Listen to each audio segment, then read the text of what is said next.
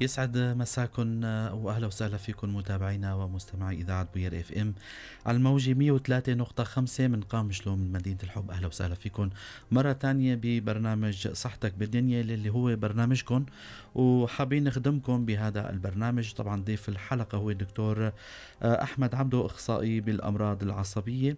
نحن وأنتو رح نرحب بالدكتور ورح نطرح موضوعنا لليوم. أهلا وسهلا فيك دكتور. أهلا وسهلا فيكم.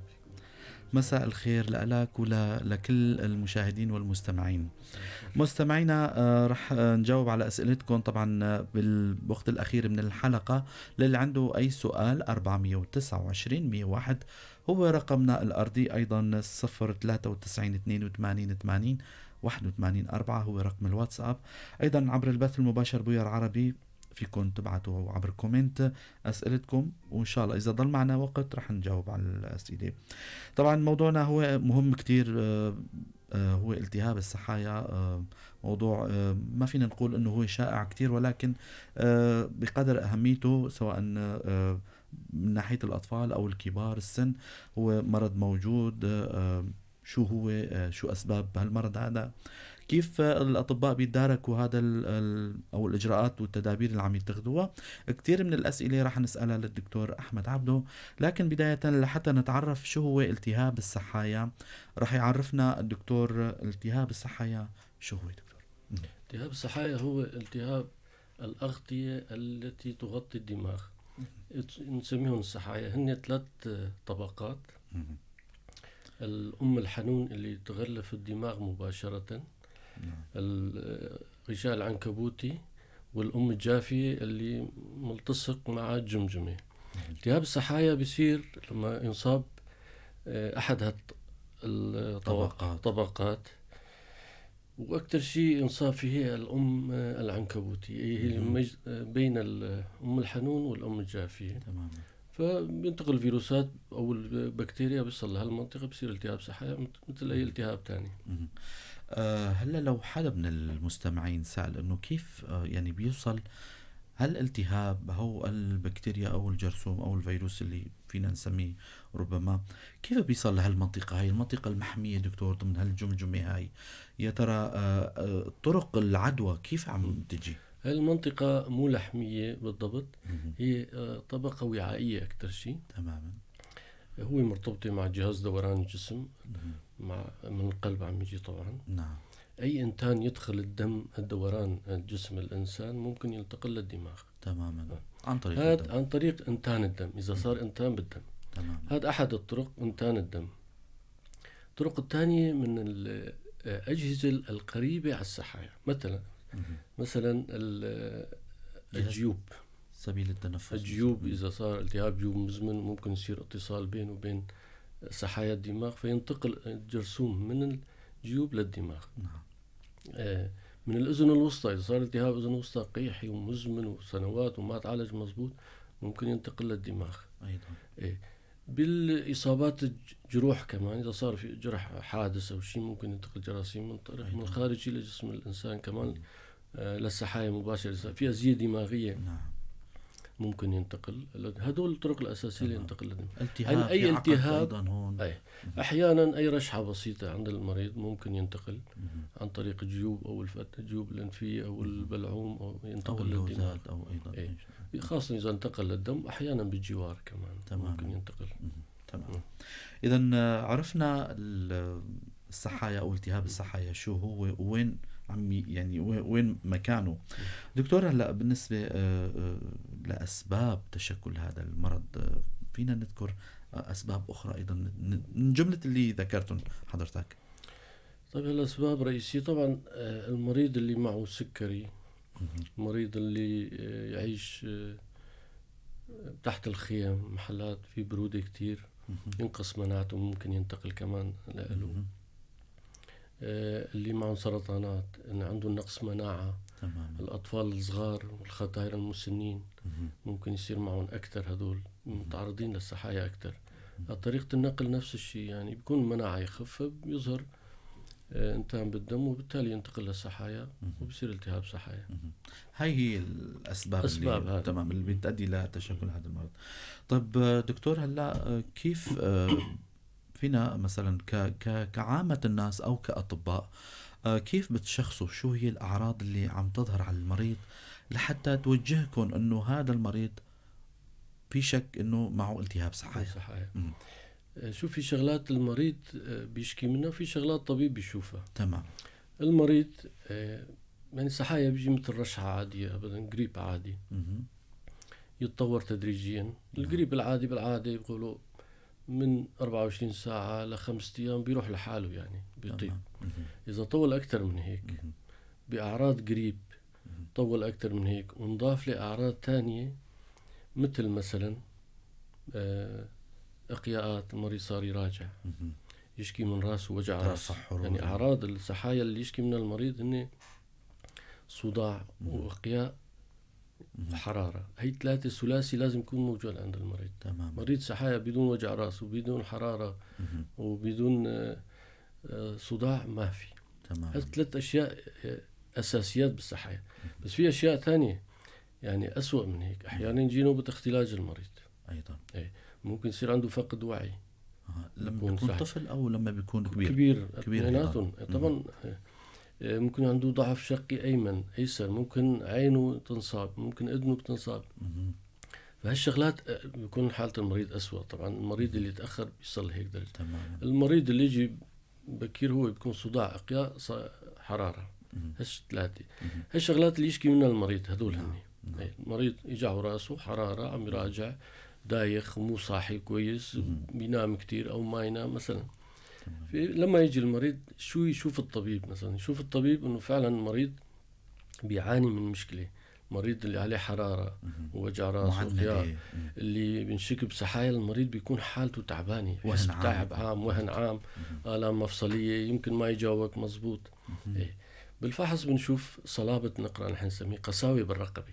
مريض ما يصغر يطوي راسه لتحت. هي علامة مهمة المنعكس هذا منعكس طبعا. بنشوف العيون، إذا حركة العيون كويسة، الدرجات الشديدة ممكن يصاب حركة العيون، أعصاب. الفحص السريري عندكم دكتور طبعا يعني بيبين بالفحص كله. هذا كله مريض الطبيب يشوف تماما. طبعا في فحوصات تانية هلا بنجي عليهم. بشوف رقبة المريض قاسية، بشوف المريض تعبان، يا بيصير شوف عنده اختلاج أو ضعف شقي أو ما بيشوف بعين وحدة أو فبيبلش بالاستقصاءات. تماما. بعد ما شاف هالأعراض وتوجه للصحايا، في شغلات أمور ثانية بدنا نبلش نسويها كتشخيص. شلون بدنا نشخصه؟ نحن رح نكون تمام. وصلنا لعند تشخيص. الدكتور شخص أو شك بأنه أنه هذا المريض ربما يكون مصاب بالتهاب الصحايا. طيب دكتور، هلا الإجراءات اللي عم تتخذوها يعني سواء كانت من تحاليل أو فحص سريري يعني أدق أو أوسع ربما، أو استشارات أو صورة شعاعية، أو شو الإجراءات اللي عم تتخذوها؟ طبعا نحن لما نشك عم نقول شك لأنه في احتمالات أمراض تانية تكون أحيانا في أمراض تقلد الصحايا مشابهة لها. فلما نشك نبلش بتحاليل الدم أول شيء. نتوجه بشكل غير مباشر للصحايا. نعم.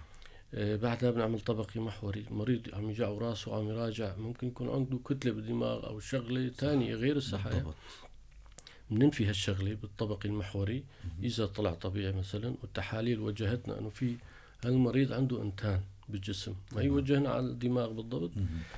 هذاك الوقت نتوجه أكتر. تمام. شو بنسوي؟ ببلش إجراء الأكيد 100% اللي يشخص الصحايا هو البذل القطني. نعم. يعني مثل ما نقول نسحب مي من ظهرهم. تماما. تمام. هيك بالعامية. طبعا هالكلمة بتخوف شوي، يقول نسحب مي من ظهره، كتير عالم بتخاف. نعم. بس إجراء سهل وسريع وبسيط ورخيص ورخيص وضروري. يعني نعم. بدونه ما تقدر، ما في تحليل تاني يوجهك للصحايا غير البذل القطني. ما في تحليل تاني يبت بأنه سواء موجود ولا ما موجود أبد. نعم. يعني هالتحليل يعطيك أنه هذا معه صحايا ولا ما هو معه دماغ. يعطيك شو نوع الصحايا اللي معه. تمام. الصحايا الأنواع. يعطيك شو نوع الصحايا وشدته، تقريبا يعطيك درجة الشدة اللي عنده. فهالبذل القطني بنسوي. وبعد البذل القطني مثل ما قلنا إجراء سريع وبسيط، خلال ربع ساعة 20 دقيقة يطلع التحليل. نعم. وبنعرف إنه هاي شو الصحايا معه. تماما. واعتمادا على نتيجة البذل ممكن نتوجه على نوع الصحايا اللي مع المريض.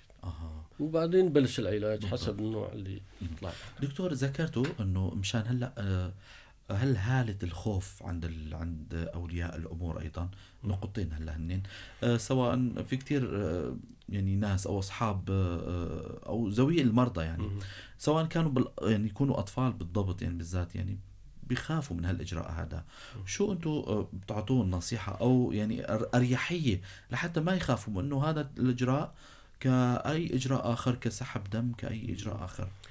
شوف بدي أعود أقول أنه هالبذل إجراء سليم 100%، سريع ضروري لالتهاب السحايا، لأنه هالإجراء إذا أخرته إذا أجلته كم يوم ممكن المريض يصير معه عقابيل، مثلا طرش، عمى، خزل، شلل، في كتير شغلات ممكن تصير إذا تأخرنا. إذا تأخرنا بهالتحليل نتأخر بتشخيص السحايا أكيد، وإذا تأخرنا بتشخيص السحايا في عنا عقابيل بتصير تماما. فما في له أي إشكال. أنا صار لي 25 سنة عم ببذل، ما شفت مريض صار معه أي عقابيل أو أي إشكال من هالبذل تماما. مع أنه العالم تخاف، بس أقول لهم لا تخافوا، والإجراء سريع بيعطينا نتيجة سريعة وممتازة وما في غيره. ما في غير هالتحليل، آمن 100% تماما. في أحيانا في حالات نتجنبه طبعا بعد ما نعمل الصورة، لا سمح الله إذا في شيء إصابة دماغية ممكن نتجنب هالبذل تماما، أو نعمل إجراءات تانية، نعطي المريض أدوية كم يوم بعدين نبذل هيك. وإلا البذل هو الشيء الوحيد اللي يشخص السحايا، هو آمن وسهل وسريع ورخيص وغير مؤذي. وحتى الألم نفس إبرة الألم العضلي أو ألم بالضبط سيروم يعني ما لحتى هالخوف هذا يروح من عند المواطنين لذوي المرضى. دكتور هلا ذكرتوا بعد نتائج التحاليل نتيجة البذل أو المادة اللي مادة النخاع الشوكي اللي عم تطلع من المكان المعين. خلينا مشان ما راح نصعب المصطلحات مشان المستمعين كمان يستفيدوا. هل العينة هاي بتتاخذ بعد النتيجة؟ ذكرتوا انه في انواع، يا ترى شو هي انواع السحايا؟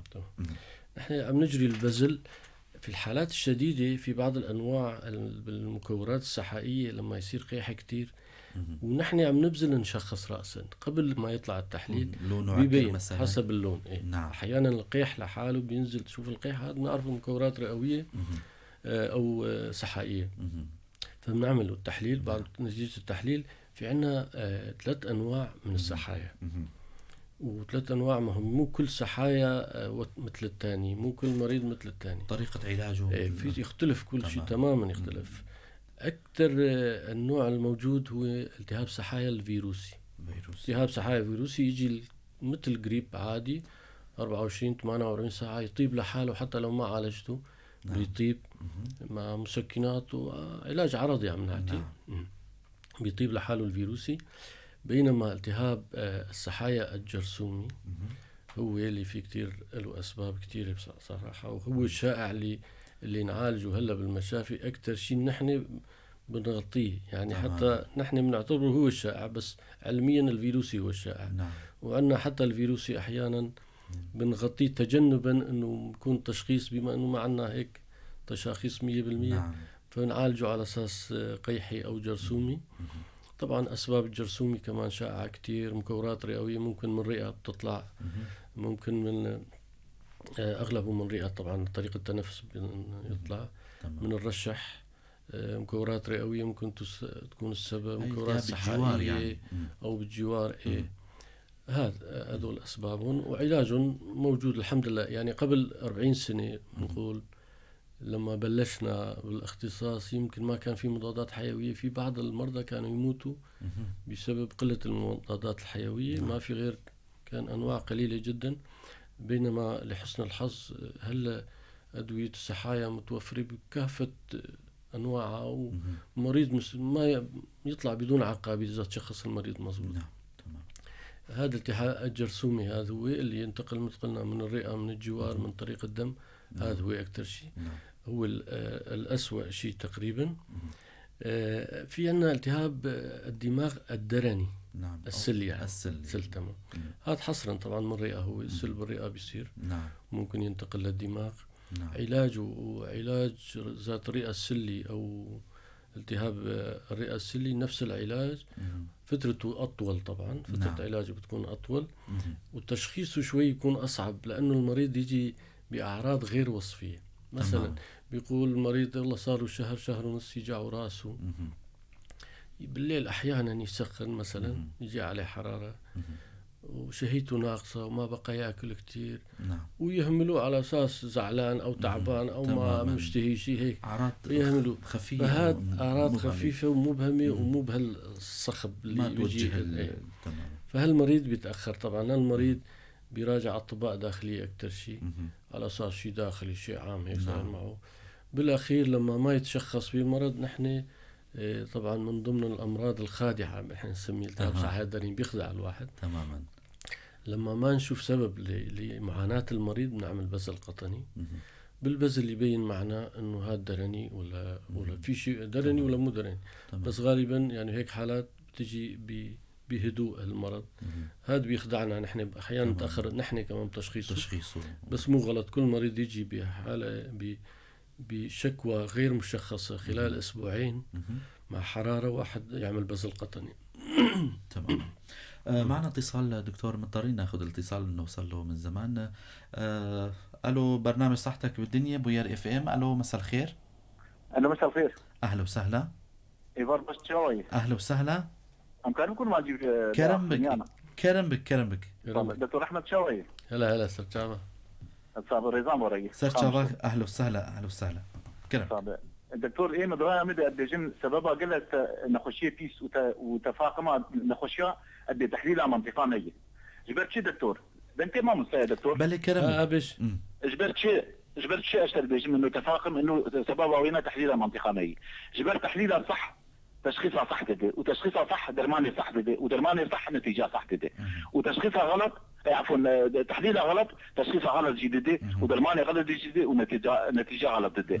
جبروا له شيء ادفيجن قال لك جادي سدد انه خشيه نبعش وتفاقمي شيء كي تحليلها منطقة نجي. جبروا له لاوكي خالي مهبو سحالي خذ الفيدي من اخذ طبعا ابغى تنقوا اجش تربيه بركي تنازك عندي دمنا جاي سببها سحايا الجور معلومات الجنه انه الجماد زي شيء سحايا جنسان شيء كيف سحايا تشيبو والفيدي من اخذ وتختار اقامه شلون ناشتن بركي هذا جم تجي محترم مشترى النظام هذا جم تجي كيف كده ناخذ شيء بدنا ناخذ نتيجه طبعا شيء تحليلها غلط شو شامي انت الفيديو كده تقول حاجه كنت اشكر شو شامي والله باي سحال ثلاثه اختي وانا روشتيه وشل اللي اختي ونقال لنا لعب صرخونا وروني جبروا له جد بيجم قال لك هو دكتور دائما نجارك ونددو نسسي تحاليل على قريبا سببها اساسي تحاليله وقت دي الزبالات كنت مدي زامته ادري تحليلها صح تشخيصها صح درمانه صح درمانه صح نتيجه صح تحليلها غلط تشخيصها غلط جدا دكتور ودرمانه غلط دي ونتيجه غلط دي وسباسبور سر تشابا اهلا وسهلا كثير ريزان بس تسابس بس يا وجدكن متشكرك كثير هذا موضوع راس اشتغل عليه وقال لي راس جبر فيه تحليل جانا غلط درت كيفن ام نتيجه ام وعيناها شين دم خبره وجانا زيديش دم خبره لهنك يا صرنا خش اقرانا كانه جبوا مثلا حقي تحليلي وانا راس تحليله غلط مشاش قال لك جات شيء ويا بدي كي طبيعي دو يكنا طبيعي فرق قال لك وقت انا خش طبيعي شكل وقت انا طبيعي وك مرفيونا يقولوا لي هاتي امشي شاشه طبعا تحليل خشكنيه ابقى خاصه صحايا سيرفي تحليلي تشكي دتنا بشخص في بي انا خشين دهنا افتشينا بيقدي بس اف تحليل صحايا دو افجي غلط مربي امش غلط بشغل راس للاسف. دكتور نرجع على موضوعنا ايضا، في كثير اسئله ايضا وفي كثير سلامات ايضا جايين للدكتور، من بينهم الدكتور مروان بيري. يسعد مساك دكتور. وصلنا لساتنا مستمرين بموضوعنا. للي جديد عم ينضم لنا، للجديد عم يسمعنا، ضيف الحلقة هو الدكتور أحمد عبدو، اختصاصي بالأمراض العصبية، وموضوعنا هو بيختص الصحايا. طبعا يلي عنده سؤال بهالمجال هذا أو بمجال العصبية طبعا فينا نجاوب على أسئلتكم بآخر الحلقة إن شاء الله. سؤال آخر دكتور، هل التهاب الصحايا هو معدي أم لا؟ لا، التهاب صحايا مو معدي، بس في نوع من المكورات الصحائية هذا معدي، يفضل نحن بنعطيهم وقائي أدوية للمحيطين اللي قريبين على المريض، أهل البيت يعني. أهل البيت، زوجة المريض أو أخوة المريض، أخوات المريض. في نعطيهم في دواء مثلا يومين نعطيه لالتهاب المكورات السحائية، مثلا ريفا 300 ريفامبيسين 300 ملغ مرتين باليوم، وقائي يومين وقائي مشان ما ينصاب، أو سيبروفلوكساسين 500 ملغ حبة واحدة بس. تماما. بس بشكل عام مو معدي، هذا اللي نحن نشوفه هون مو معدي. بس المكورات السحائية اللي بصير بالتجمعات عند بالمدن الجامعية، لما يكون في محاضرات بالمهاجع العساكر، هذا المكورات السحائية بصير وسيء، لازم واحد يتدخل مباشرة. تمام. دكتور، تشخص عندكم مرض السحايا ونوعه، بعد ما تشخص كيف عم يتم العلاج يا ترى بمنطقتنا أو ببلدنا أو بسوريا أو بالوقت الحالي؟ مثل ما ذكرتوا أنه هو العلاج متوفر، والمدة الزمنية إيش قد بيطول؟ شوف، نحن بشكل علمي أنه لما تشك بالمرض بدك تبلش بالعلاج. تمام. لأنه التهاب سحايا يعتبر حالة إسعافية. خلال ساعة حاول المريض اللي إجا بحالة عامة سيئة عالج قبل ما تعمل له التحاليل، لأنه حالة عامة، لأنه حالة إسعافية. وإذا تأخرت أكتر، المريض بيكون جاي متأخر وتأخرت أكتر ممكن يصير عقبة. فإذا المريض إجا تعبان وشكنا أكتر من 60-70% سحايا، بنبلش بالعلاج فورا. نبلش أول ما نفتح الوريد نسحب الدم ونبلش بالعلاج الوريدي، مضادات الحيوية العامة، بدون ما بتشخص أي نوع سحايا. نبلش يفضل عن الفموي يعني أفضل؟ لا فموي، لا فموي ما في لالتهاب سحايا، في للدرني فقط. فنبلش بالعلاج ونبلش بإجراءات التشخيص. تماما. يعني بنسحب دمنا على غسيل، نعطيه مضاد حيوي للمريض، ونبلش نعمل تحليل دم للمريض والبذل القطني. نعم. بيكون نحن بلشنا بالعلاج امتى ما طلع النتيجة ساعة، ساعتين، 3 أو 24 ساعة، مو هالمشكلة. فبنبلش بالعلاج. العلاج كل نوع يختلف عن الثاني. التهاب السحايا الفيروسي ما بده علاج رسمي، بده علاج مسكن، سيتامول، حب وجع راس، حب مراجعة، مقويات، فيتامينات، ويضل بالبيت يحمي حاله من البيت، ما يطلع، ما يتعب، ما يروح على الشغل. التهاب الفيروسي. أما الجرثومي هذا بده علاج وسطيا من 7 أيام ل 14 يوم وريدي بده ياخذ المريض. أدوية وريدية، يعني مضادات حيوية وريدية بده ياخذ. في هلا مثل ما قلنا لحسن الحظ في أدوية مشكلة ملونة للسحايا. قبل كان عندنا أمبيسيلين وبنسلين كنا نعطي، هلا تقريبا مع انه كمان مفيدين هن تماما مضادات بس حيوية. في أدوية أقوى عم نعطي، سيفترياكسون، سيفتازيدين، فانكومايسين، هدول عم نعطي ويستجيبوا المرضى بشكل كويس عليهم. ويطيبوا المرضى 90% يتخرجوا بدون عقابيل وبدون أي شيء. بينما التهاب السحايا الدرني قلت فموي، التهاب السحايا الدرني هو التهاب السحايا الوحيد اللي عن طريق الفم عم نعطي. هو طبعا منظمة الصحة العالمية هي بتحدد كل فترة إلى نشرات بتجي، أحيانا 6 أشهر يعالجون، أحيانا 9 أشهر. قبل 12 شهر كان، هلا ما بقى في 12 شهر، يا 9 أشهر يا 6 أشهر بيعالجون فموي وبيتحسن المريض تماما. طبعا دكتور، بعد ما يعني في حالات بتستعصي معكم مثلا انه هالحالة هاي ما مشي حالة، ما استجابت على نوع من الدواء المعين، او استعصت معكم شي حالات؟ شوف، في حالات اللي تتأخر بتستعصي شوي. في حالات المريض بياخد أدوية بالبيت، بيفكر انه رشح قريب لوزات او حيالله انتان، بياخد مضادات حيوية مو كافية. علاج تمام. علاجنا الأدوية اللي نعطي للسحايا جرعاتها كبيرة كتير، مو مثل جرعات اللوزات ولا أي التهاب تاني. فلازم المريض إذا ما أخذ جرعته الكاملة على الكيلوغرام نحن نعطي، إذا ما أخذ جرعة كاملة بده يتحسن المريض بس يبقى المرض، وهالمرض بده يرجع ينكس. إذا إجا المريض أخذ أدوية وصاير نقص بالمرض، هذاك يستعصي شوي علينا، نضطر نعطي مضادات أقوى، مضادات حيوية لحتى بس مع ذلك هدول يستجيبوا، إذا يعني كمان بيتحسنوا، يعني ما يضل مستعصي. بالضبط. إذن ما في.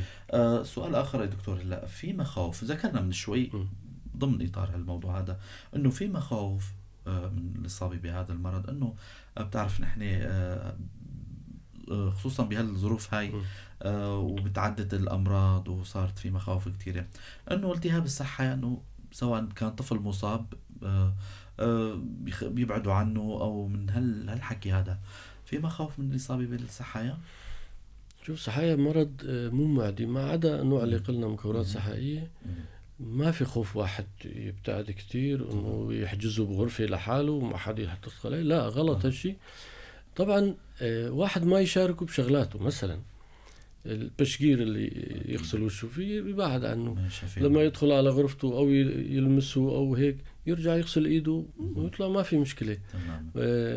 والمريض اللي كتير في عالم يخافوا بنعطيهم وقائي تماما، ريفامبيسين يومين او سيبروفلكس حبة واحدة ياخذوا، ما في مشكلة. آمن بس آمن. الصحايا مرض مو معدي جوا البيت انه يعدي واحد يعطس ينتقل للثاني، لا. حتى المريض كمان ما عليه خوف، في علاج وفي تشخيص وفي اجراءات، لا. كل شيء طبعا نحن عم نقول بالبيت مريض الصحايا هو علاجه بالمشفى حصل، ما يصير بالبيت ياخذ. هلا نضطر احيانا يعني بالضغط من الاهل يقولوا من البيت، احيانا ببعثهم يومين ثلاثه اخر ايام بعد ما تحسن، والا مريض الصحايا مريض مشفى، هو مشفى ابدا بحاجه الى لازم ياخذ ادويته نظاميه. نتيجة خبرتكم دكتور أو ملاحظتكم لهالحالة هاي أو هالمرض هذا، يا ترى أكثر النسبة اللي عم ينصاب فيها هن الأطفال أم الشيوخ؟ لأنه ذكرتوا من شوي إنه الأقل مناعة عم يصابوا به. مين هن الفئات اللي عم يصابوا أكثر شيء؟ شوف، كل الأعمار ممكن تصاب بالصحايا، ما في عمر معفي مثل ما يقول. أكيد. بس الأعمار تحت 5 عند الأطفال وتحت 20 عند الكبار، هدول أكثر شيء ينصابوا. نعم. وغالبا الطفل بيكون مناعته شوي ضعيفة، والعمر 20 وتحت بيكون عمر النشاط، بيكون يا عسكرية عم يدرس يا يعني بيكون له حرق، يا عامل عم يشتغل، فهدول بيصير الأكثر. طبعا الصحايا ما يصير مع كل إنسان. في 10 أطفال بالبيت مثلا، نقول واحد ينصاب. ليش ينصاب؟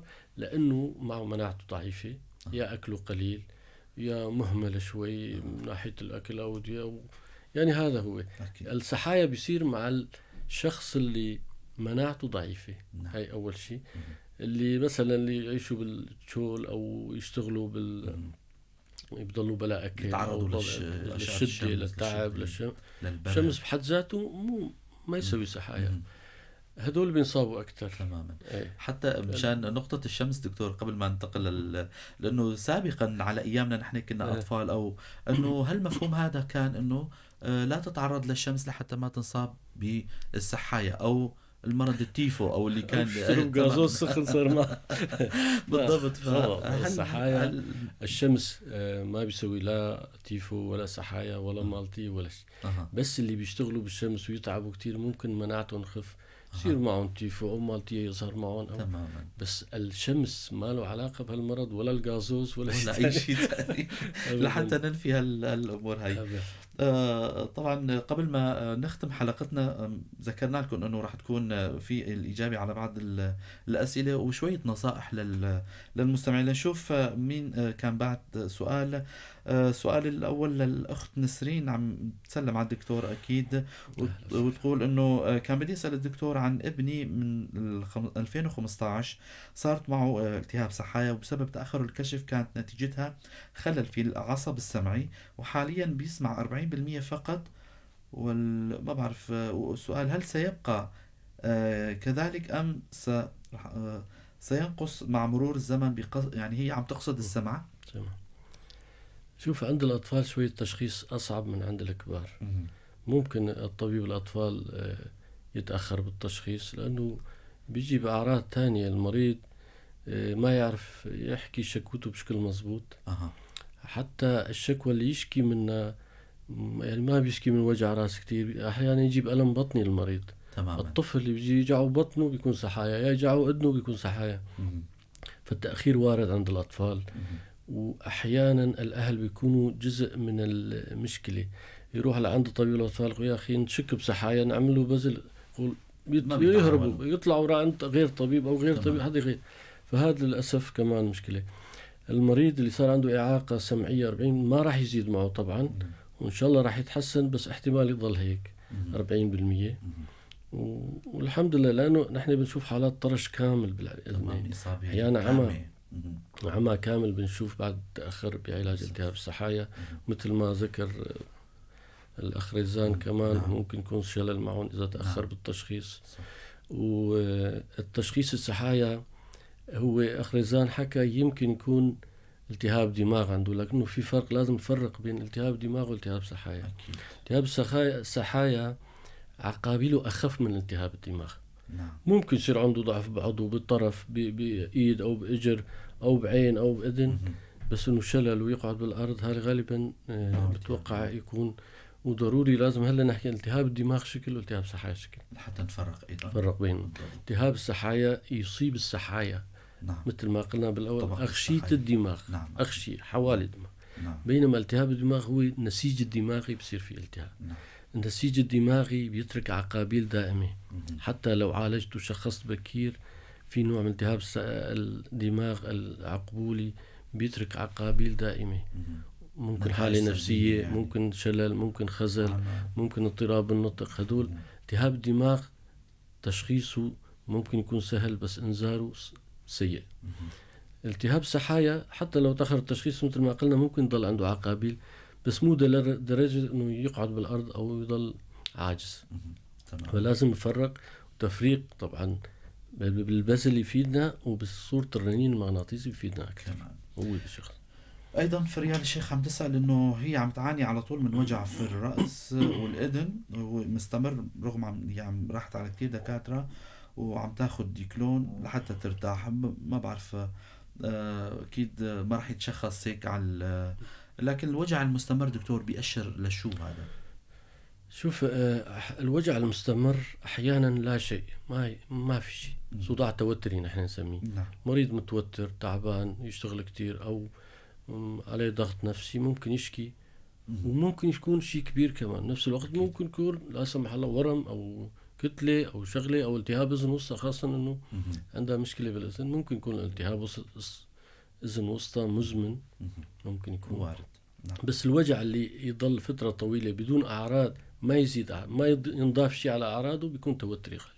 تماما. توتري يعني سهل، وظيفي نفسي. وظيفي.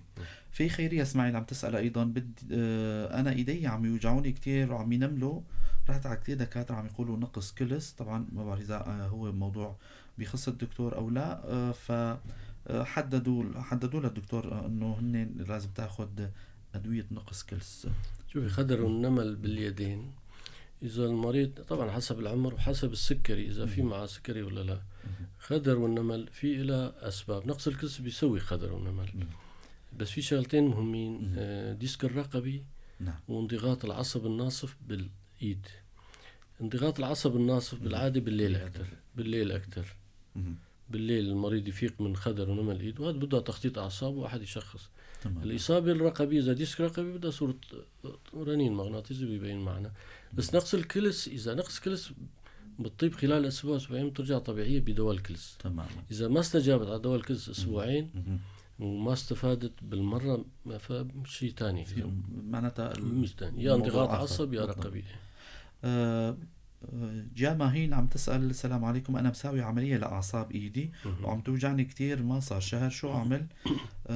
في وجع كتير بصدري من طرف اليسار، من هل هو من العملية ولا شو؟ ما بعرف. إذا لو حددتينا أنه هو بطرف نفسه، طرف الأيسر اللي صدرك أيضا مساوي جزء تحرير عصب عندها عاملة عملية.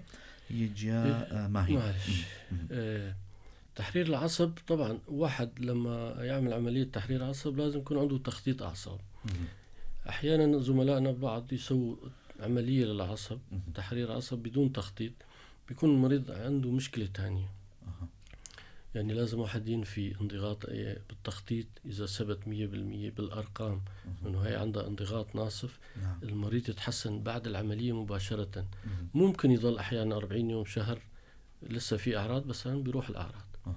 المريضة إذا معها سكري مثلا، ممكن يكون اعتلال أعصاب سكري وارد. بالإيدين هذا كمان ممكن وارد. ومشاكل الرقبة مثل ما قلنا. بس إذا جهة اليسار والقلب يفضل ينفي إذا عمره فوق ال40 ينفي مشاكل قلبية أحسن. قلبية أيضا. تمام. آخر سؤال اللي هو من أخ رجيان عم يسأل إنه الدكتور إجري اليسار عم توجعني كتير على طول منملة. أكيد التشخيص واضح يعني. إجري اليسار على طول منملة. حسب شوف المريض إذا تسطح وراح النمل بيكون عنده أعراض جزري ديسك يعني. بس إذا هو ماشي واقف وقاعد وهالنمل مستمر بده دراسة. هذا احتمال يكون اعتلال أعصاب، يمكن اعتلال عصب وركي، يعني في كتير أمراض تسوي هيك. كمان مرة تانية نشكر الدكتور مروان، هو اللي عم يتابعنا أيضا من برات البلد. لكن قبل ما نختم الحلقة إجانا سؤال آخر ورح نختم فيه. الأستاذ مصطفى عبده كمان يسعد مساك. ممكن نسأل الدكتور عن وجود الألم في الرأس والعين وشو هو السبب؟ هو الألم ليس دائما. شكرا كتير لك وللدكتور. ألم صداع يعني ألم الرأس نحن نسميه الصداع. إذا تراقب مع ألم عيني بدنا نفكر بالشقيقة. إذا المريض تحت 40 بنفكر بالشقيقة أكثر. إذا المريض عنده ضغط والسكري بيختلف الوضع. إذا ما عنده مريض عنده مشاكل عينية ممكن يكون ارتفاع ضغط داخل العين بيسوي وجع عين ووجع راس. وإذا ما في كل هالشي بيكون توتري. أكيد توتر. وأسباب التوتر متوفرة كثير هلا حاليا. للأسف إجانا آخر. طبعا تحياتنا للأخ نهاية أيضا عم يسلم على الدكتور. أهلا وسهلا. الأخ بابي زوزاني عم يسأل إنه هل يؤدي السحايا إلى فقدان ذاكرة أم لا؟ مع التحية. السحايا الالتهاب سحايا دريني ممكن قلنا يتأخروا بالتشخيص ويتأخروا فهدول ممكن يصير عندهم اضطراب الذاكرة. وارد. بس اللي يسوي التهاب ذاكرة هو التهاب الدماغ. هو أكتر شيء بيسوي اضطراب الذاكرة بالوعي باللغة باللفظ ممكن يسوي. بآخر الحلقة بنشكر الدكتور أحمد عبده اختصاص أمراض عصبية لحضوره بالاستوديو لإجابته على الأسئلة ولشرحه القيم بصراحة عن هذا الموضوع اللي ما فينا نقول أنه هو شائع ولكن هو مهم جدا بفترتنا الحالية. كان موضوعنا عن التهاب السحايا. مرة ثانية بنشكرك الدكتور أحمد عبده. شكرا لكم. شكرا لكم. بشكر أيضا زملائي هيلوز وريناس. ضلوا بخير لحلقة ثانية. شكرا.